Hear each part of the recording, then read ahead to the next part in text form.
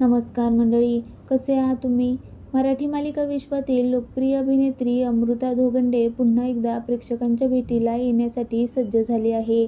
जवळपास 2 वर्षाच्या विश्रांतीनंतर ती स्टार प्रवाहावरील नव्या आमच्या लाडक्या नाईकबाई या मालिकेतून आगमन करत आहे. यावेळी मात्र अमृता एका वेगळ्याच अंदाजात दिसून येणार असून ती पहिल्यांदाच खलनायिकेची भूमिका साकारणार आहे. 10 ऑगस्टपासून सुरू होणाऱ्या या मालिकेत अमृता दर्शना लाड उर्फ लाडबाई या भूमिकेत झळकणार आहे. नावाप्रमाणे गोड बोलणारी पण मनाने अत्यंत धूर्त आणि कपटी अशी ही व्यक्तिरेखा आहे. एका राजकीय पक्षाच्या वतीने गावातील जमीन ताब्यात घेण्याचं उद्दिष्ट तिच्या डोळ्यासमोर ठेवून लाडबाई गावात प्रवेश करते. तिच्या गोड बोलण्यामागे मोठा डाव दडलेला असतो. लोकांचा विश्वास संपादन करत ती त्यांना आपल्या जाळ्यात अडकवते आणि नाईकबाईच्या विषयात सतत नवीन नवीन संकट निर्माण करते.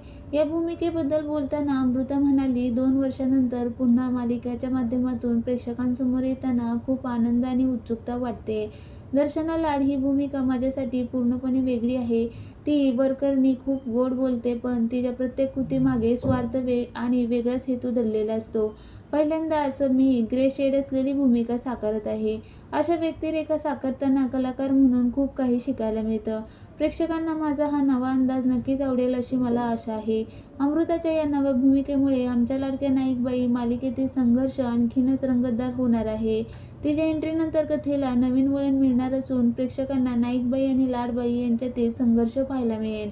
आमच्या लाडक्या नाईकबाई ही मालिका 10 ऑगस्टपासून दररोज सायंकाळी 6:30 वाजता स्टार प्रवाहावर प्रसारित केली जाणार आहे.